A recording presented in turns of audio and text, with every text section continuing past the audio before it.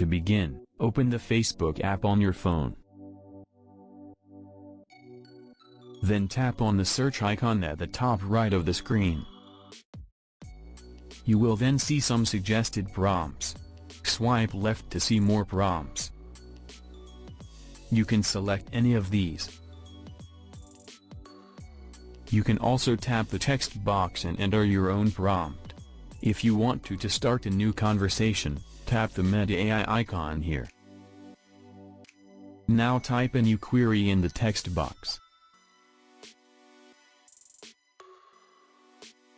And tap the send button. Meta AI will then respond based on your query.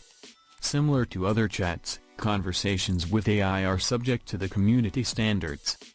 Swipe down to see the full response. If you are satisfied with the response, you can give a like.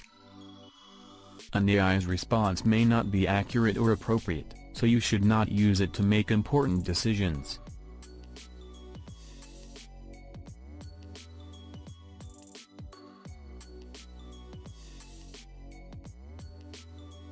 When you are finished, simply tap the cross from the top left corner of the chat window.